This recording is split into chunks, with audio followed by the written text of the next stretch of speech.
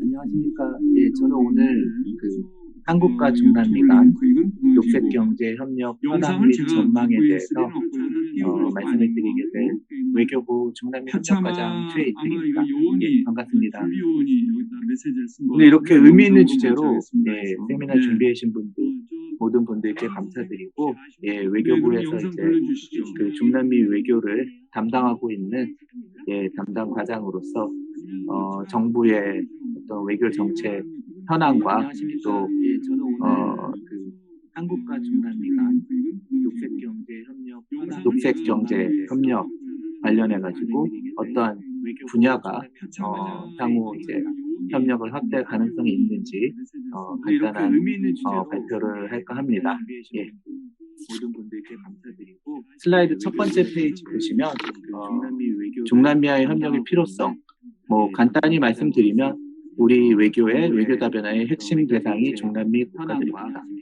예, 중남미 국가들은 과거 냉전 시절부터 정치 경제적으로 우리나라와 첨예한 어떤 이해관계나 갈등 관계가 없는 호혜적인 외교 파트너로서 우리의 든든한 우방이었습니다.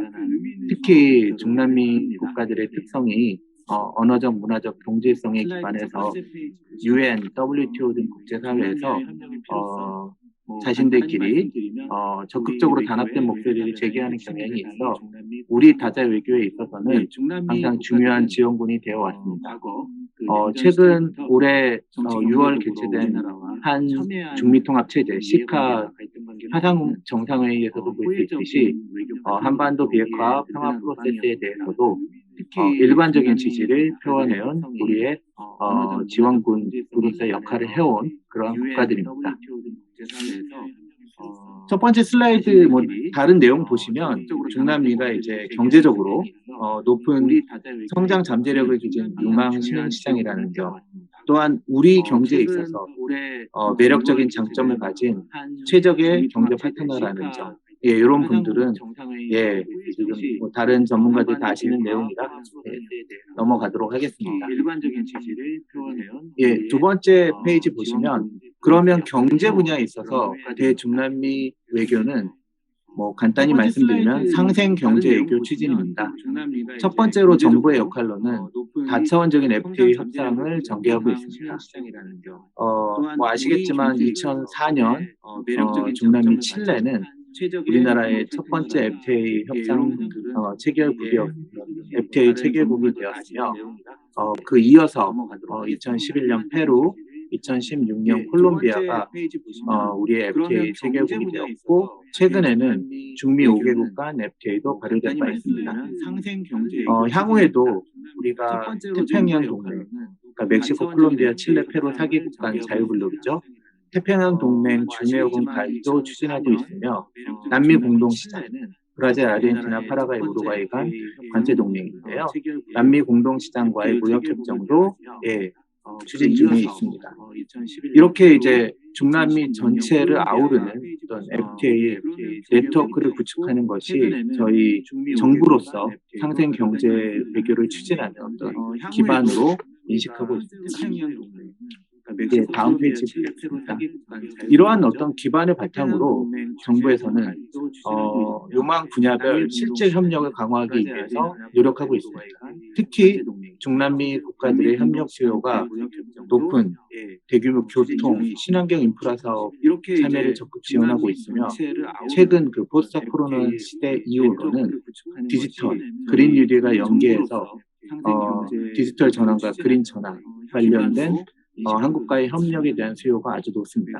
이 부분에 대해서 특히 오늘 세미나 주제인 그린 뉴딜, 녹색 전환 관련된 내용을 이후에 좀 상세히 말씀을 드리도록 하겠습니다.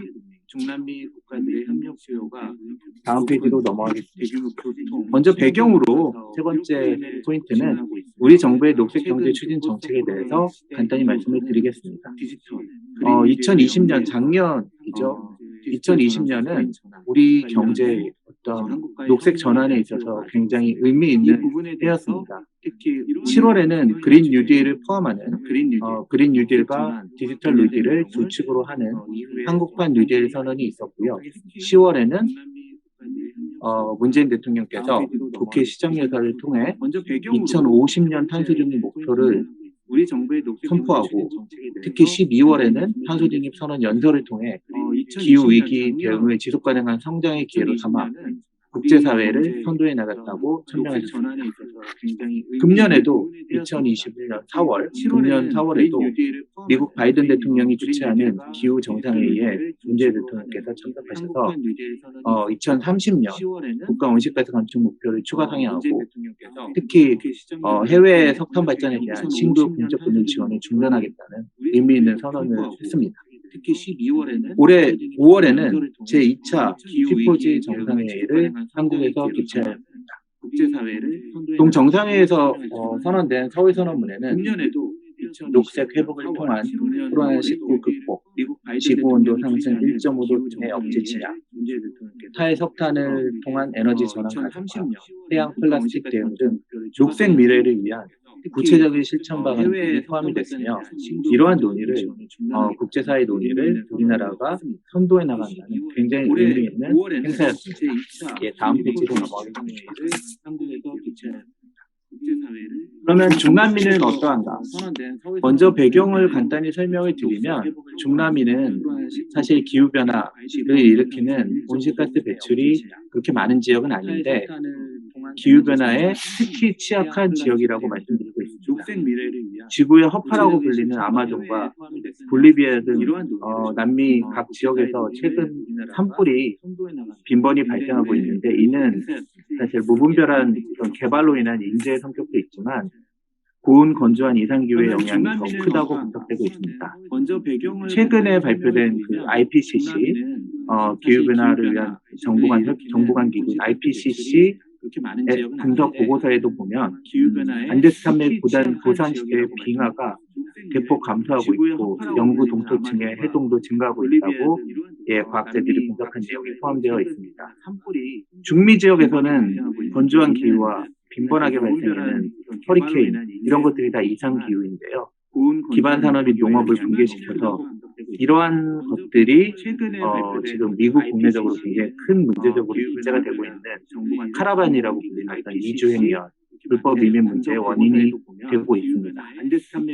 또한 카리브 지역 국가들은 해수면 상승과 또 말씀드린 허리케인 이러한 것들이 자연환경과 문화예산을 훼손시켜 관광산업이 피해받고 있습니다. 최근에 코로나19는 중남미 경제사회에 더욱 큰 충격을 주고 있습니다. 사망자는 이미 130만 명을 넘어서 전 세계 30%, 인구 대비 굉장히 높은 수준을 차지하고 있으며 경제는 2020년 7%대 마이너스 성장을 기록해서 최악의 침체를 경험하고 있습니다. 사회적 경제적 불평등과 빈곤도 더욱 심화되고 있습니다. 이런 배경하에 중남미 각국 정부들은 코로나19 경제 위기 극복하는 동시에 4차 산업혁명과 기후변화라는 거대한 흐름에 대응하기 위해 대규모 국제사업을 통해 디지털 전환 그리고 바로 오늘 세미나의 주제인 녹색 전환, 녹색 경제를 추진하고 있습니다. PPT 내용 보면 먼저 콜롬비아는 2020년 9월 청정성 성장 전략을 발표해서 신재생 에너지 확대, 기후변화 적응 사업, 환경 자원 보존 및 조림, 불법 자원 채굴 방지, 유해물질 규제, 순환경제 관련 사업을 범정부적으로 추진하는 것을 선언했고 특히 우리나라에서 올해 개최된 제2차 피포지 정상회의에 차기 의장국, 제3차 피포지 정상회의 의장국을 수임하기로 했습니다. 칠레 또한 제25차 기후변화 협약 당사국총회 의장을 수임하고 현재도 의장 단으로서 활동을 하고 있고요. 2020년 11월에는 국가 수소 전략을 발표해서 수소 경제를 적극 육성하겠다는 의지를 표명했습니다. 청정 수소 미션을 공동으로 발족하기로 했습니다.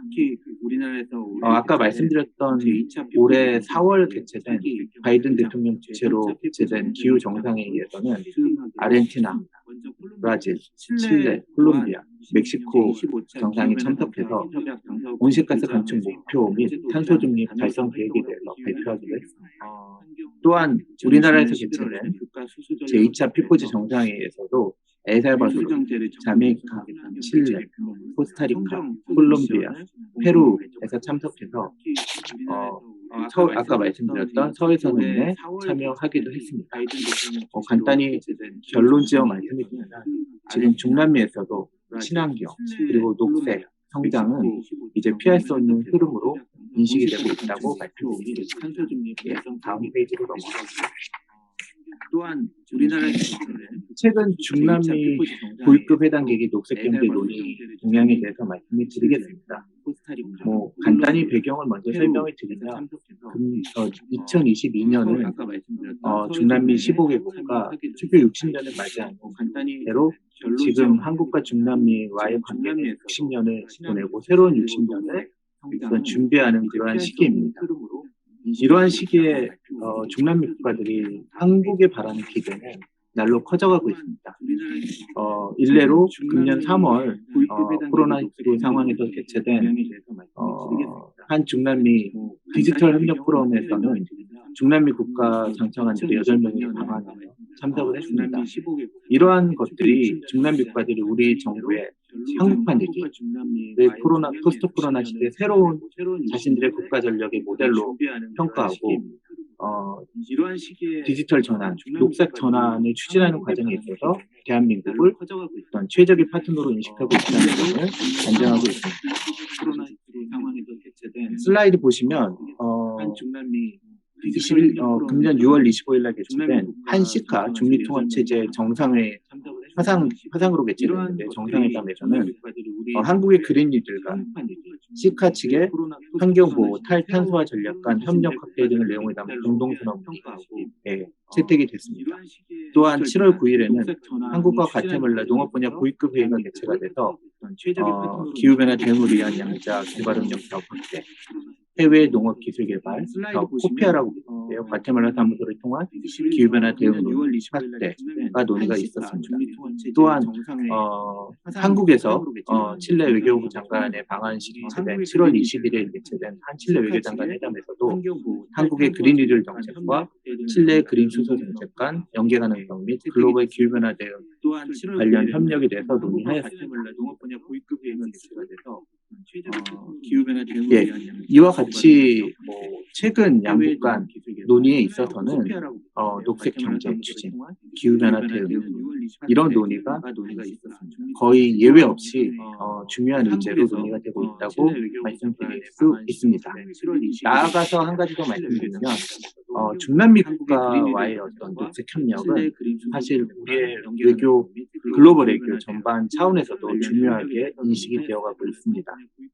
금년 5월 개최된 한미 정상회담에서도 미국 정부가 한국 정부의 디지털 녹색 협력 등 중남미에 대한 협력 확대를 환영하고 특히 중미 북부지대에 관련된 지원에 대해서 환영한다는 내용이 있었습니다.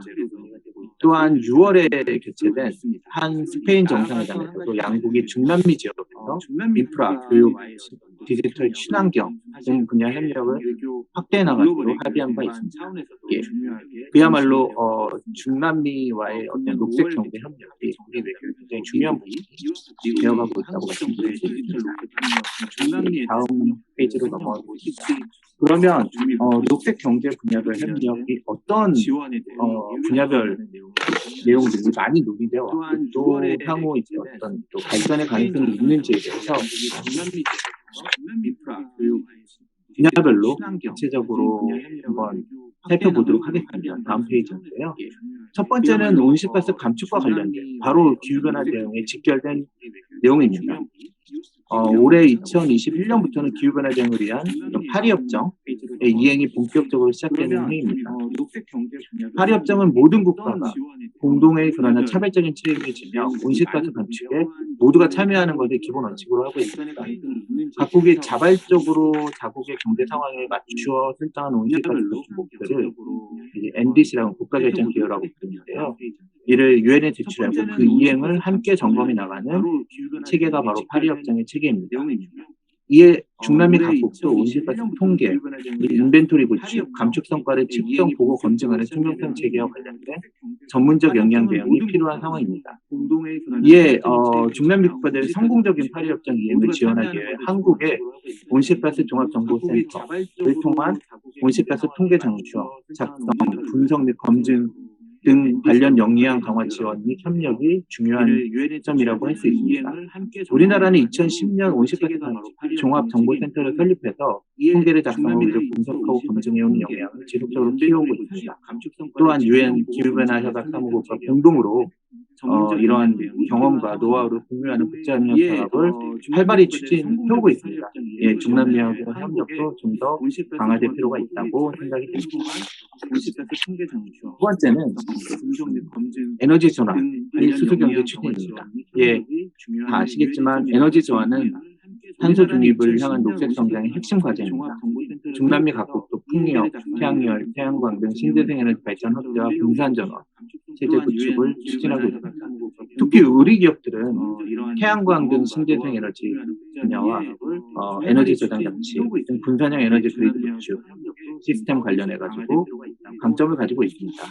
또한 중요한 것이 이제 수소경제인데요. 2019년 1월 우리 정부가 수소경제 활성화 로드맵을 발표한 이후 우리나라도 이제 수소경제를 추진하고 있는데 아까 말씀드렸듯이 칠레와 또한 콜롬비아 같은 국가들도 수소경제에 기반한 탄소 중립 달성을 위해 노력을 하고 있는가? 예, 최근 개최된 한 칠레 외교장관회사와 같이 수소 경제, 특히 그린 수소의 생산 및 활용과 관련된 중남미 국가의 협력이 중요하다고 말씀드릴 수 있습니다.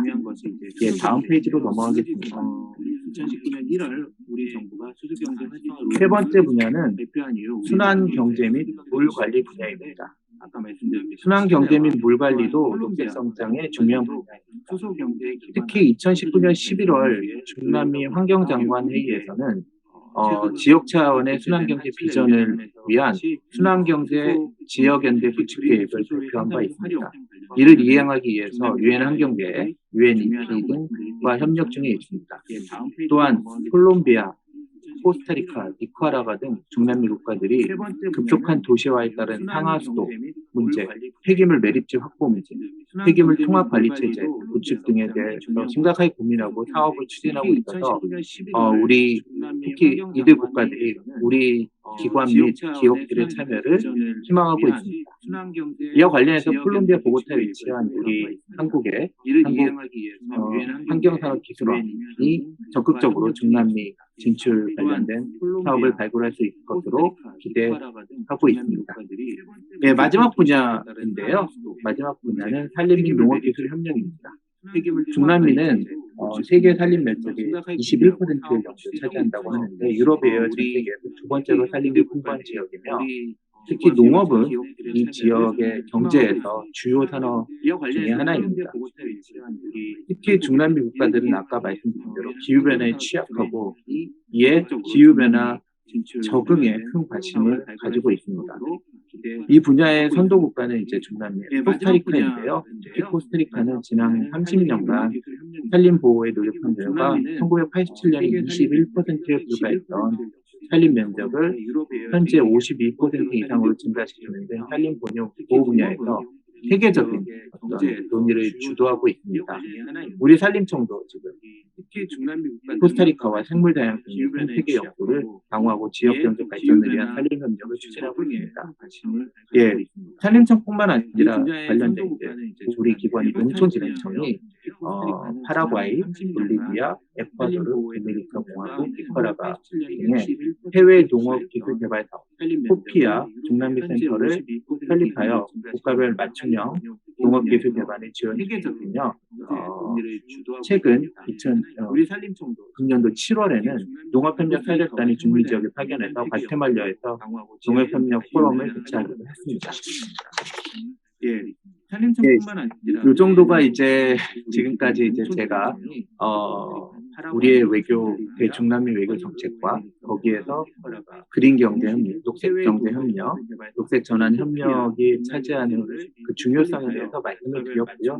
또 구체 분야별로 첫 번째 온실가스 감축, 에너지 전환 및 수소경제 추진, 순환경제 및 물관리, 그리고 마지막으로 산림 및 농업기술 협력에 관한 분야를 중점을 두고 이 정도가 이제 협력을 추진해 나가야 할 것 같다는 우리의 발표를 드렸습니다. 정책과 거기에서 아까 말씀드렸다시피 내년도는 중남미 15개국 국가와 수도 60주년을 맞이하는 해입니다. 새로운 60년을 열어가는 협력은 분명 상생과 어떤 공동의 번영을 모색하는 일방이 아닌 쌍방향의 협력의 길이어야 된다고 생각을 합니다. 이런 의미에서 특히 녹색 경제 추진과 관련된 협력은 전 지구적인 기후변화 대응 문제에 공동으로 대응하고 새로운 포스트 코로나 시대의 경제를 구축하기 위한 기존의 탄소 중립 경제 틀을 저탄소, 탈탄소 경제로 바꾸는 이러한 미래지향적인 협력의 대표적인 분야라고 생각이 듭니다. 녹색 분야 협력이 한국하고 중남미 국가 간의 거리를 좁히고 미래를 함께 열어갈 핵심 분야가 될 거라고 생각합니다. 이상으로 제 발표를 마치겠습니다. 감사합니다.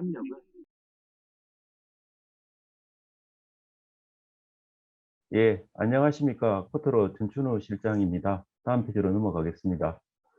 오늘 말씀드릴 제목은 한중남미 그린 뉴딜 협력 방안으로 그린 뉴딜의 글로벌을 중심으로 말씀드리겠습니다.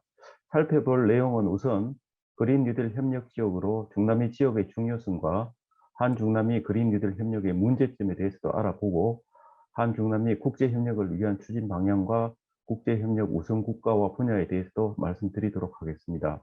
이후 한중남미 국제협력을 위한 거버넌스와 구체적 방안이나 사업에 대해서도 알아보도록 하겠습니다. 다음 장으로 넘어가겠습니다. 앞서 중요한 내용에 대해 보시는 바와 같이 5가지 목차로 설명을 드리도록 하겠습니다. 다음 장으로 넘어가겠습니다. 네, 그린 뉴딜의 국내외 동향입니다. 세계 각국은 코로나 팬데믹 하에서 보건 위기와 더불어 기후 위기와 경제 위기를 동시에 겪고 있으며 이를 위한 해결책으로 그린 뉴딜이 제시되고 있습니다.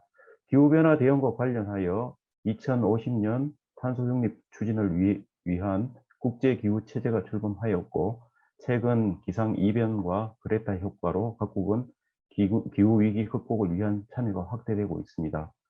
국제기구도 그린 회복, 그린 이코노미 등의 개념을 제시하며 개도국과 국제개발협력 프로젝트를 추진하고 있습니다.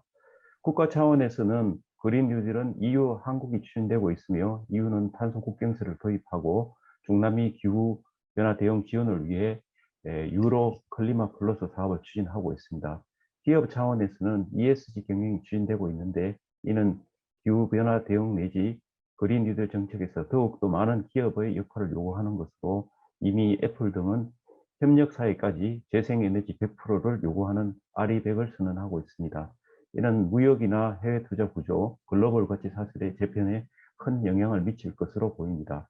학자들은 그린 뉴딜이 UN SDG의 지속 가능 발전의 촉매제로 보고 있습니다. 다음으로 넘어가겠습니다. 앞서 설명드린 그린 뉴딜은 촉매제로서 그림에서 보시는 바와 같이 그린 성장, 그린 이코노미, 지속 가능 발전의 단계를 거치며 OECD는 그린 회복은 기후 목표 달성, 보건 문제 회복력, 성장과 고용 문제를 해결하는 것으로 보고 있습니다. 리질리언스라는 의미를 새겨봐야 할 것 같습니다. 다음 장으로 넘어가겠습니다. 이러한 해외 동향에서 유의할 점은 우선 지속 가능 성장을 추구하는 그린 뉴딜과 탈성장, 반자본주의를 주장하는 생태주의 운동이 충돌하고 있으며 둘째는 탄소 국경제에서 보듯이 기존의 무역 레짐과 이후 들어선 기후 레짐과의 무역 환경 갈등이 일어나 조화가 필요하다는 것입니다. 선진국은 기후변화 대응을 명목으로 탄소 관련 비관세 정책을 활용함으로써 기존 무역 질서와 달리 선진국 자유무역을 훼손하는 역설이 발생하고 있습니다. 셋째는 국가별로 기후변화 대응과 온실가스 감축 목표에 대한 다른 입장을 표명하고 있다는 점입니다. 중남미 경우 개도국이라 하더라도 군소도수국과의 입장이 다른 상황입니다. 넷째는 그린 뉴딜은 정부 주도의 경기 부양책으로 성장과 일자리 창출의 주체로서 기업의 역할이 중요하며 국제기구, NGO 단체, 학계 연구소 등 이해 당사자와의 협력과 참여도 필요한 상황입니다. 다음 장입니다. 우리나라는 2050년 탄소 중립을 위한 전략을 수립하고 있으며 지난해 12월에 NDC를 제출하였으며 올해 11월에 2018년 대비 35%를 절감하는 추가 감축안을 제출할 예정입니다. K 뉴딜 종합 계획을 통해 그린 뉴딜 정책을 발표한 이후 그린 뉴딜 글로벌화 전략과 ODA 추진 전략을 연이어 발표하였습니다. 이에 따라 철강, 석유화학, 자동차 등 수출 주력 산업의 탄소 배출 감축이 시급한 상황입니다. 이와 관련 우리 정부는 그린 뉴딜 국내 대책 이외에도 정부 간 국제 협력과 그린 기업의 글로벌화 지원도 병행할 필요가 있어 보입니다. 그린 뉴딜 국제 협력 대상 국가의 사업 지향점이 프로젝트의 수주에 있는지 원조에 있는지도 명확히 정할 필요도 있어 보입니다. 아울러 그린 이코노미 전환에 따른 무역 투자 GVC 및 산업 재편도 지원이 필요합니다. 국내 소비자들은 친환경 상품으로 소비 패턴이 변화하고 환경 생산 기법, 친환경 표준, 탄소세 및 탄소 국경세로 인한 공급망 변화, 오염 피난처로 생산 거점 이동 등 이슈에 따른 대응도 필요해 보입니다. 다음 장입니다. 다음은 중남미 그린 뉴딜 협력의 중요성 및 이슈입니다. 중남미 지역 동향과 여건을 살펴보면 코로나 위기와 국제 원자재 가격 하락에 따른 경기 침체로 경기 부양책인 그린 뉴딜 추진은 지연되고 있습니다.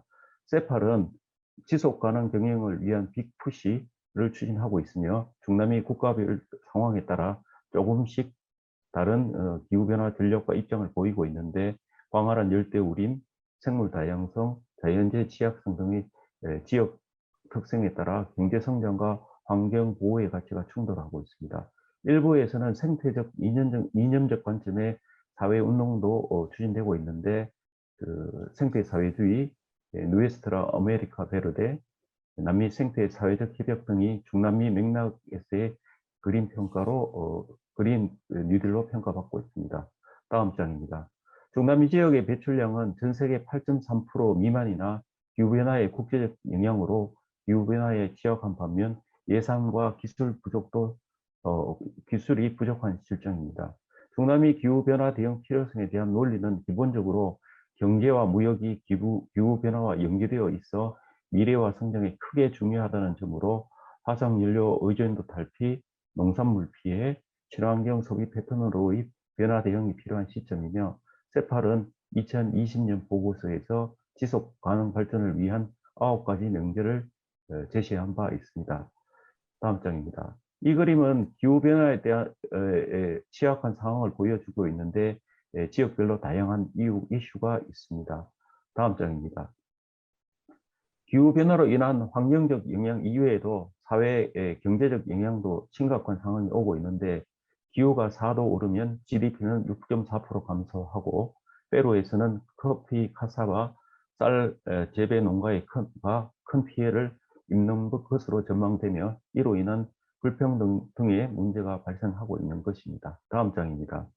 중남미 지역 온실가스 배출은 에너지, 농목축, LUCF, 제조 폐기물 등의 순인데 중남미 지역에서 CO2 생산과 소비는 대부분 무료로서 오히려 에너지 보조금을 통해 장려되고 있으며 아르헨티나, 콜롬비아, 칠레, 멕시코 4개국이 탄소세를 부과하고 있습니다. 다음 장입니다. 기후변화로 인한 국가별 완화 및 적응 정책은 편익이 큰 것으로 나타났습니다. 다음 장입니다. 재생에너지에서 풍력이 태양광보다 발전 단가가 낮고 칠레, 페루, 멕시코, 브라질의 재생에너지 여건이 양호합니다. 적응 정책의 이익은 7조 1천억 달러 수준으로 인프라, 수처리 분야 순이고 비용 대비 편익 비율은 조기 경보 시스템 인프라, 농업 등의 순위 되겠습니다. 다음 장입니다. 이 페이지는 왜 중남미와 협력해야 하는가에 대해서 요약을 해본 것입니다. 이 부분이 매우 중요한데 발표가 끝난 후에라도 이메일을 통해서 많은 코멘트를 부탁을 드리겠습니다. 다음 장입니다. 다음은 한중남미 그린 뉴딜 협력 우선 국가 및 분야에 대한 내용입니다. 평가 모델을 만들고 단계별 기준을 만들어 협력 국가를 선정해 보았습니다. 우선 국가별 기후 취약성, 정책 연계성, 효율성 등을 고려하여 모델을 만들어 평가하였고, 협력 목적을 국가의 소득 군별 프로젝트 수주, ODA 추진 및 두 가지 방법을 병행하는 등 세 가지로 구분하여 대표 국가를 선정하였습니다. 특히 ODA 국제협력은 상대국의 입장과 의지가 중요하므로 협력 국가 선정에 고려하여야 할 것입니다. 다음 장입니다. 1, 2단계 평가는 고소득 국가 중에서 바하마, 칠레, 중소득 국가 중에서는 멕시코, 브라질, 페루, 콜롬비아, 과테말라, 저중소득 국가와 최빈국에서는 엘살바도르, 니카라과, 하이티 등이 높은 평가를 받았습니다. 칠레는 기후변화 대응 모범국으로 우리나라와 그린 수소 협력도 얘기되고 있습니다. 바하마는 카리브해에 위치한 기후변화 취약국이 되겠습니다. 다음 장입니다. 멕시코는 중남미 최대 온실가스 배출국으로 탄소 의존도가 높은데 USMCA 회원국으로 환경 의무를 이행해야 하는 상황입니다. 페루는 좌파 대통령의 취임에 따라 정책 변화 가능성이 있고, 과테말라를 비롯한 중미 국가는 정상회담 후속 조치로 협력의 탄력을 받을 수 있을 것입니다. 다음 장입니다. 주요 국가별 기후변화 대응은 자료로 대하도록 하겠습니다. 다음 장입니다. 다음은 협력 분야입니다. 우리나라의 그린 뉴딜 중점 분야와 국제기구, 중남미 각국의 분야를 고려할 때 주요 추진 분야는 에너지, 농업, 제조, 폐기물, 물, 도시, 인프라, 임업 부분이 협력이 중요합니다. 세팔의 자료에 따르면 중남미 18개국 NDC 주요 분야 중에서 완화와 적응 정책을 동시에 추진하는 분야는 농업 15개, 에너지 8개, 임업 2개, 인프라 2개, 주택 1, 제조업 1, 운송 1 등의 순위되겠습니다. 다음 장입니다. 이 장은 카리브해 도수국가의 기후변화 대응 정책을 표시한 것입니다. 다음 장입니다. 이외에 중남미 지역의 지속 가능 발전을 고려할 때 이외에도 공정무역, 도시생활, 천연자본 분야의 과제도 발굴하여 추진이 가능할 것입니다. 이 페이지는 앞서 자료를 고려하여 우리나라의 진출 가능 분야를 정리한 것입니다. 자료로 대하도록 하겠습니다. 다음은 협력 활성화 방안입니다. 한중남미 그린 뉴딜 협력 활성화를 위해서는 여러 국가와 동시다발적인 협력 사업을 추진하는 것이 필요하다고 생각합니다. 이를 위해서는 우선 마스터 플랜과 추진체계 구축이 필요합니다. 전략적이고 일관성 있는 협력을 위한 마스터 플랜을 수립할 필요가 있고, 범정부 그린 뉴딜 TF를 활용하여 한중남미 협력 지원 데스크를 운영하며 칠레 그린 뉴딜 협력센터를 조기에 개설하고 다른 나라로 확대하는 것도 검토할 필요가 있습니다. 둘째로는 협력 대상으로 국제기구 제3국과의 협업이 필요한데, 국제기구, 녹색기구, 다자개발은행, 영내 경제공동체 등의 글로벌 네트워크나 예산을 활용한다면 혼자 하는 것보다는 국제협력을 활성화할 수 있을 것입니다. 특히 스페인 재생에너지 기업과 공동으로 협력하여 프로젝트를 수주하는 것도 도움을 줄 것으로 보입니다. 세 번째는 그린 기업의 글로벌화 지원을 대폭 강화하는 것입니다. 종합적인 정보를 제공할 필요가 있고, 그린 기업이나 스타트업의 육성, 그린 기술의 해외 검증 사업 등의 사업을 확대하고, 해외 진출 대기업과 협력업체의 ESG 경영에 대응하여 패키지형 프로젝트를 만들어 제안하는 것도 방법이 될 것입니다.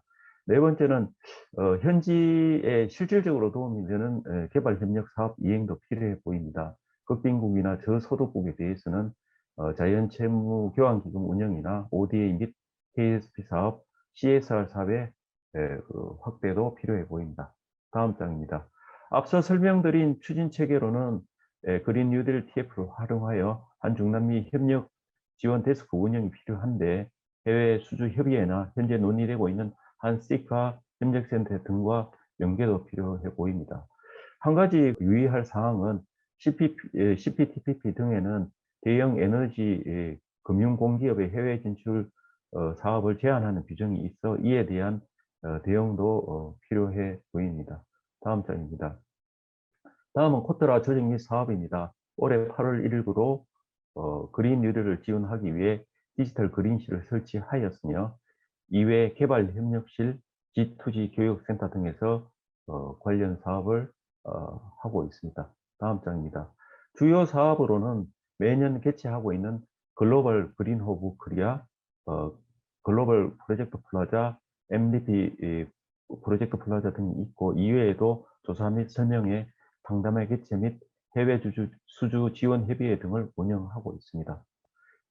이로써 발표를 마치도록 하겠습니다. 감사합니다.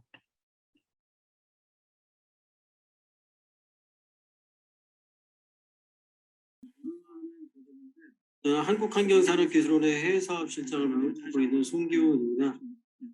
중남미 그린 뉴딜에 관한 중남미 지원 정책과 사례에 관련돼서 여러분께 한번 보고를 드리도록 하겠습니다. 일단 저희 환경산업기술원은 환경부 산하기관이면서 한 1조 가까이 예산을 지원하고 있습니다. R&D 지원과 산업 육성, 다양한 부분들을 하는데 결국에는 기업들이 환경산업을 영위하고 또 해외 진출하는 지원 업무까지 맡고 있는데 그중에 관한 중남미 지원 정책과 사례에 관련돼서 여러분께 한번 보고를 드리도록 하겠습니다. 일단 저희 환경산업기술은 개도국 환경개선 산하기관이면서 한 1조 가까이 예산을 지원하고 콜롬비아 센터까지 환경센터까지 저희 기술원에서 운영을 하고 있습니다. 이런 상황에 대해서 잠깐 공유를 하고자 하는데요. 가장 중요한 것은 사업 발굴 툴인데 결국에는 저희 기술원 자체에서도 발굴을 하긴 하지만 기업과 환경 관련된 한국의 다른 유관기관들과 협력을 통하고 또 MDB, IDB도 중남미 관련된 게 IDB랑 카베가 있겠죠. 거기랑 관련된 국제 금융교하고 협의를 해서 협력 사업들을 도출을 합니다. 저희 기술원에서 운영을 하고 있습니다. 이런 상황에 대해서 잠깐 공유를 하고자 하는데요. 가장 중요한 것은 사업 발굴 툴인데 결국에는 저희 기술원 자체들이 이제 디벨로핑 될 수 있는 프로그램들 그리고 실제 파이낸싱까지 연결돼서 사업이 현실화 될 수 있는 부분까지 진행을 하고 있습니다. 거기에 관련돼서 잠깐 말씀을 드리겠습니다. 그 전에 이제 중남미 부분의 환경 분야에 대한 어떤 시장 동향을 잠깐 살펴보도록 하겠습니다. 다들 잘 아시겠지만은 중남미 아마존 강이 세계의 허파 기능을 하고 있긴 한데 문제는 최근에 이제 화재와 가뭄으로 통해서 그리고 밀림을 정글 온시림을 훼손시키는 영향으로 따라서 기후변화의 역습이 당하고 있고요. 최근에 이제 안데스 산맥 여기 그림을 보면은 실제 이제 만년설이나 그런 빙하 같은 게 많이 덮여 있는데 최근에 되게 급격히 이제 감소하고 있는 상황입니다. 또 이제 중남미도 이런 피해가 심각하게 다가오고 있고 그로 말미암아 이제 이를 극복하는 노력이 국가들마다 이행되고 있는 걸로 알고 있습니다. 여기 그림에는 이제 코스타리카 부분에 대한 의지에 대해서 잠깐 신문에 있는 내용을 말씀드리는데요.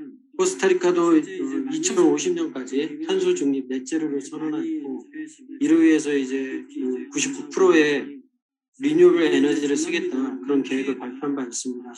다른 국가나 NGO 단체에서도 이런 클라이메트 체인지 대응을 위해서 그린 뉴딜 산업 분야에 대해서 강화해야 되는 목소리가 계속 나오고 있는 상황입니다.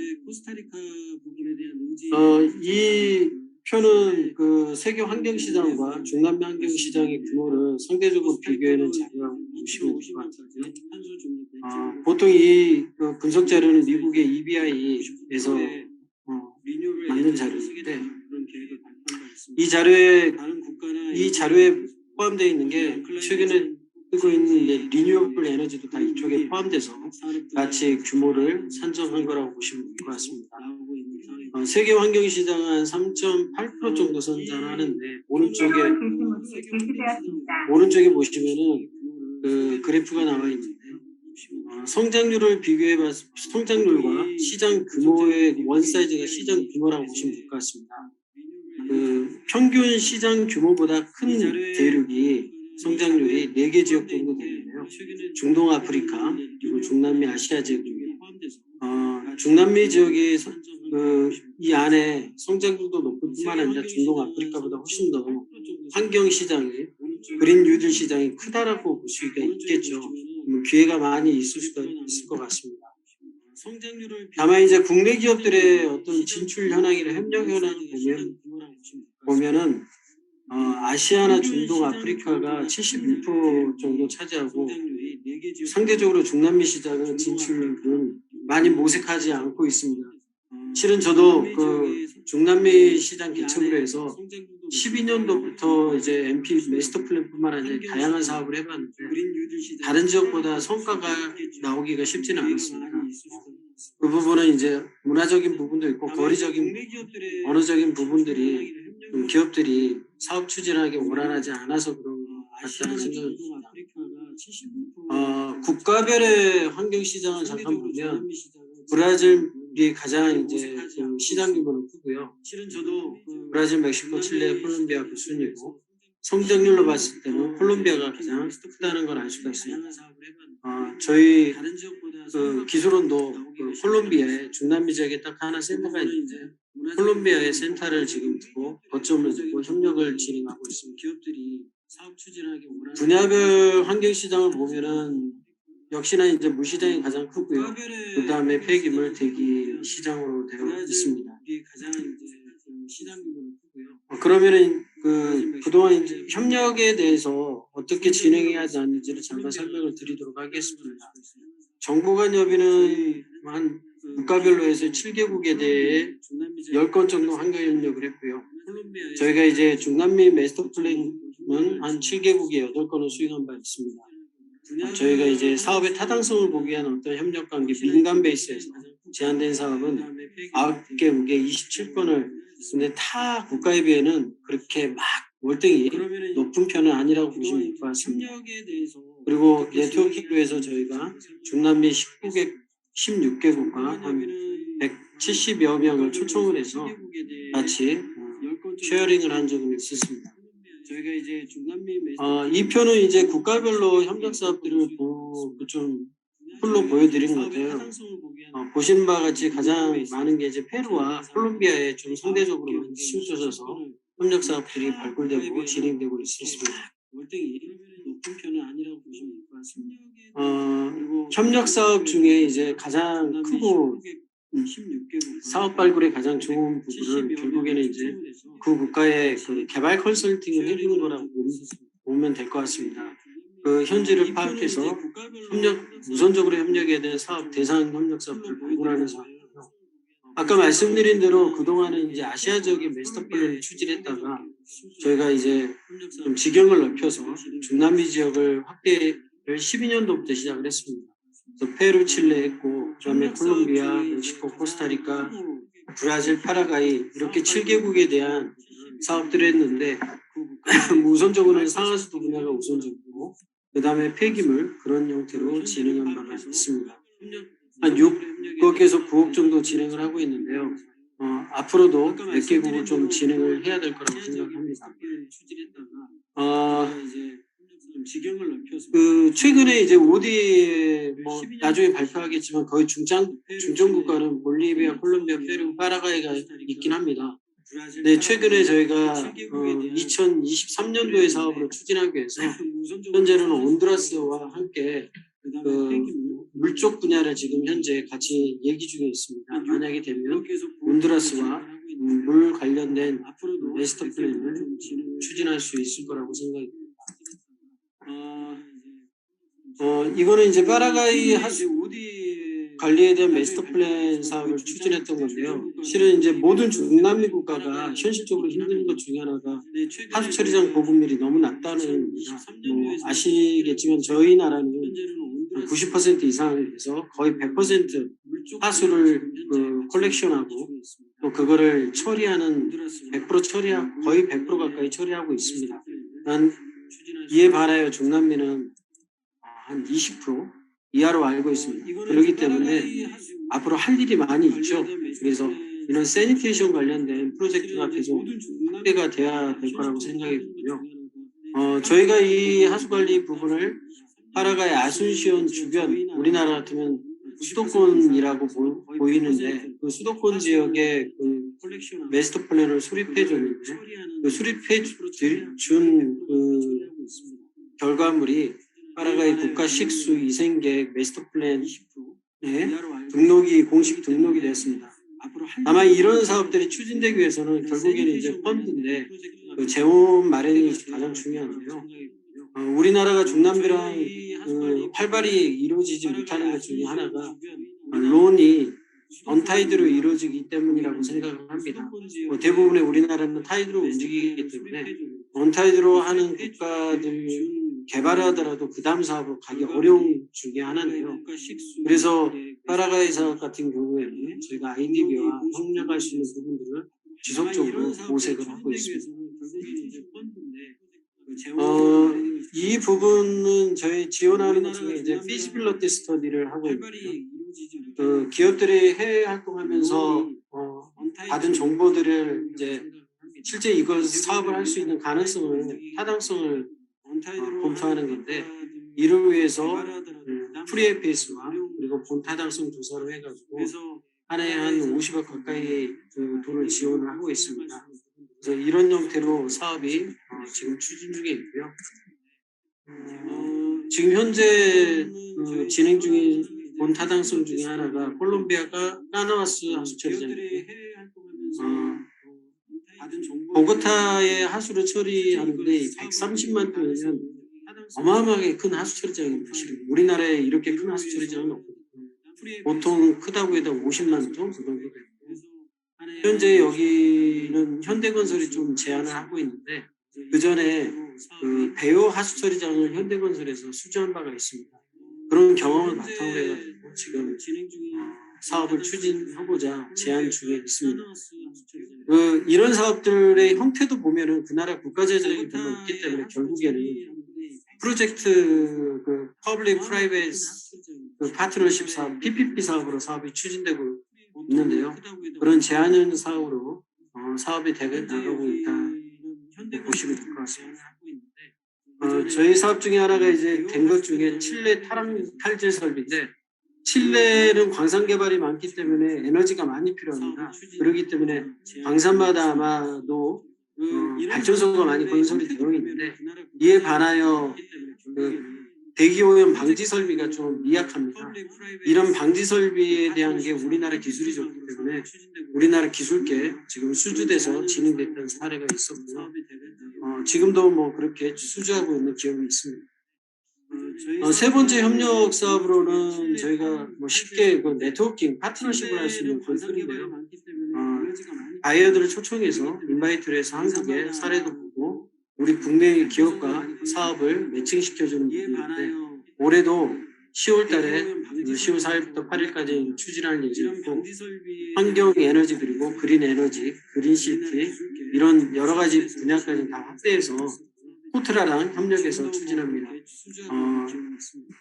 코로나 때문에 그 대면 회의는 하지 못하고 인바이트 하시는 분하고 포트라 지사에서 비대면으로 한국에 관심 있는 기업과 매칭시켜주는 형태로 올해도 진행할 예정입니다. 이렇게 해서 뭐 수주된 사례가 있었고요. 그리고 마지막 네 번째로는 MDB 사업인데 당연히 환경 사업에 저희가 알기로는 다자개발을 위해서 환경 분야, 그린 뉴딜 분야로 하는 게 한 26.6%라는 아주 많은 비중을 차지하고 있습니다.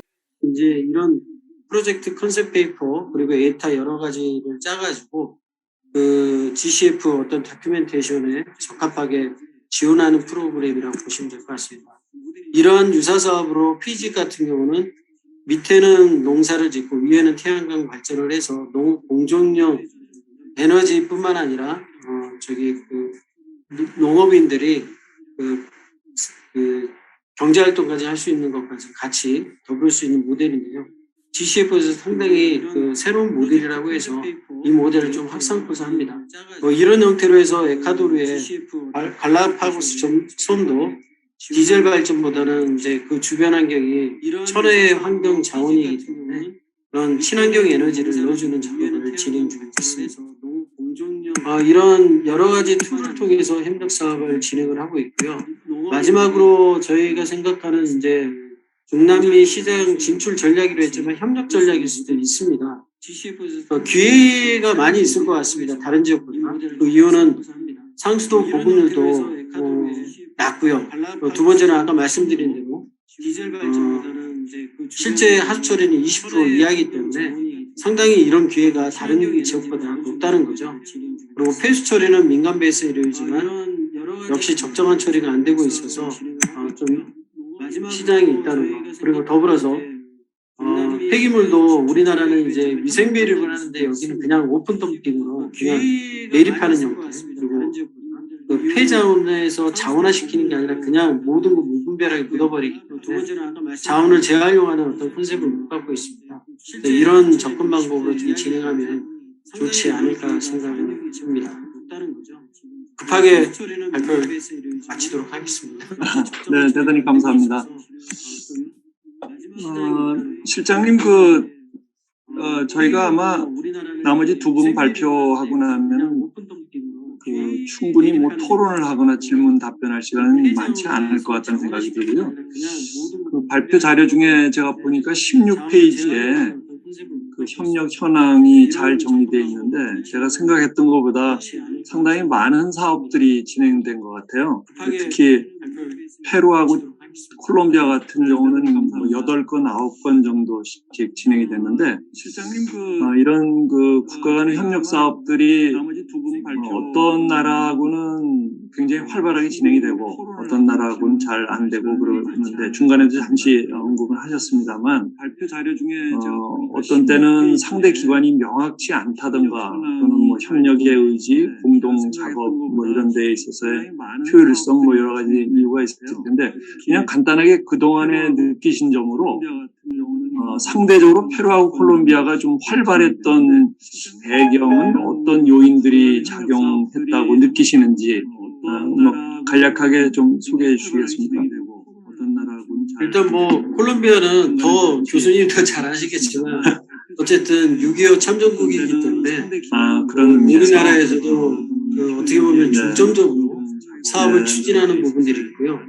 상대적으로 페루 같은 경우도 그런 부분들이 있는 것 같습니다. 동양인에 대한 일본이 뭐 일부 작업한 것도 있긴 하지만 그리고 저희가 페루 갔을 때는 느낀 바가 옛날에 이제 대우 인터내셔널에서 페루를 되게 중점적으로 좀 진출했던 경험이 있었던 것 같아요.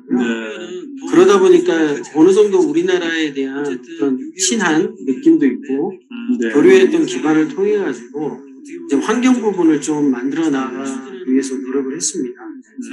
그리고 일부 또 하나는 그런 타이드 형태로 좀 추진될 수 있는 국가들이기 때문에 좀 가능하지 않았느냐 많이 왕성하게 그런 것 알겠습니다. 그 협력의 모델 타이드 모델을 수용을 하는 입장이라든가 또는 사전 경험, 협력 사례 이런 것들이 이제 주요했다는 말씀이고요.